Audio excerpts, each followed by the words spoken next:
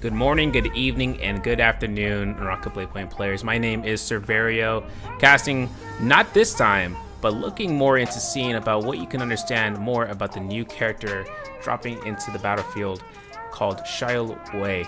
So starting off into Shayol Wei, she will be the first character to introduce only 2 variations of skills as well as ultimates. For her abilities, we'll start with the skill variation 1, Shield Bash, a combo breaker ability knocking enemies airborne across both ground and while in aerial form. This ability can be used while under attack, so keep in caution about utilizing it in a fight and disrupting enemies from being able to initiate a way of setting you up for an infinite or to harm you to be at a low enough health where they can take advantage of your position. For her skill variation 2, it will be called Shield Bash Rush, where Shayol dashes forward for 3 seconds. When she reaches the end of her charge, or if she hits an enemy, she can unleash a combo attack. A successful combo increases the skill's cooldown with 8 seconds increase. This skill can be cancelled out with a crouch, jump, or a shift dodge in order to minimize the cooldown duration for the ability.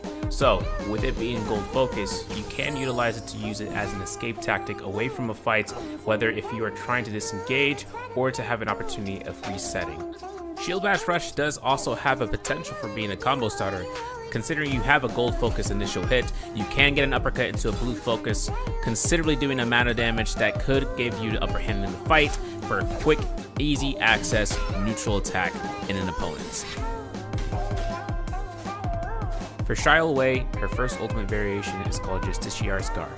Justiciar's Guard has a base kit of following with the Black Tortoise block, a significant force that amounts no damage to be taken from the enemy from the point of activation of its Black Tortoise Guard, which then is a protective stance granting ultimate focus, and when attacked, negates the damage and refreshes duration upon taking multiple hits. While the guard is active or while Shayol interrupts this effect with a dodge, if Shayol activates her ultimate button again, she will activate Lockdown Counterattack, a technique that's able to grab multiple opponents in one fell swoop, with the cost of it only being considered for 1 Black Tortoise Guard activation. However, it does cause a heavy interruption onto Transformers that are in mid-animation, such as for Fairy Shen's Cannon Mode, Wei Shan's skills overall, and Tian Hai in the Vajra state. So going over Justiciar's Guard, here are some tips that will help you utilize it in the fight.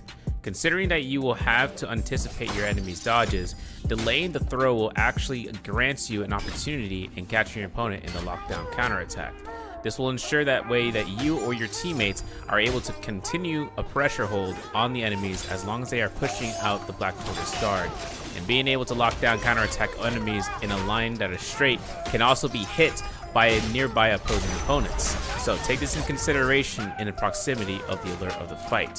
One combination that goes well with it is Tessa, but as well as Justina going through on this end. As you can see, Justina is going to have ample opportunity of granting a freeze for the opponents so long as the kill confirmation is there. So going over the second variation for Shayol Wei, Justiciar's Guard's Pursuit is a tactical skill allowing for you to teleport to enemies but also keep them on the map for your viewing and controlling where their position is. This is a way for you to engage upon targets and pushing them out of their comfort zone by also being able to have a view of them within 50 meters. After set 50 meters or 15 seconds duration of the mark, nothing will be set up against them unless you tap your ultimate button again to activate the flash. This is going to be a great way for you to be able to reinitiate to fights, but also to catch guard opponents that are in a distance closure moment, such as if you are going up against an Hadi who is in flight 4. Pursuit Flash has the ability to create that pressure against your enemies, and considering the fight is going to be a chase game, it's going to be an absolute menace in the battlefield. Now for Justiciar's Guard's Pursuit, the flash tactic can be utilized in a combo, such as with an easily accessible uppercut once you have a neutral attack on them. For Justiciar's Guard's Pursuit's flash step, please make sure you keep in mind that this ability, that it is a soft combo breaker, keeping you on your toes and pushing your enemy back while giving you some time to escape. With its many capability, Justiciar's Guard's Pursuit has an offensive and defensive measure, so make sure you use it wisely while confirming kills or to give yourself some spacage in terms of repositioning into a fight by resetting or reinitiating. Some counters to her though are important to note, considering that skills that have controlling ultimates are into the line of fire. She can get punished very easily, such as if she were to go up against a Viper with movement control and movement control silence, allowing for her to get stunned and no longer activating the block as her stun state procures its duration. Following the suit of the controlling ultimates, Tessa's enchant can allow for Shayol to get locked down by no matter the means. Until the enchant health does get dissipated though, with enough HP loss, Tortoise Guard block can be activated, and with Justiciar's Guard's lockdown counterattack, she can use it to throw it back at the opponents and giving her enough time. My thoughts on Shayol are this: with Justiciar's Guard's pursued capabilities in the solos gameplay, Justiciar's Guard's ultimate with the lockdown counterattack is a detrimental force in both this trios and solos mindset, considering that the control that it comes with can allow for targets to be locked into animation 3 separate times by occasion of Black Tortoise block, and allowing for it to be activated will be something to keep note of, considering that she only has 3 available in her kit, so you must use it wisely or your opponent will force it out in a fight. Another thing that gives Shayol Wei a weakness is that while her ultimate hasn't procced Black Tortoise Guard, she can be ranged across the field, so make sure to take advantage of using any ranged weapons in your arsenal. For the talent cliff boards, I opted out for this. Solos will have only 2 set up for skill cooldown, allowing for 6%, while 20% grapple distance will be utilized on the bottom of the tree. This allows for chase potential to be more opportunistic, especially with considering that when you put the pressure on enemies, you will have the advantage if you are going to be using Justiciar's Guard's pursuits.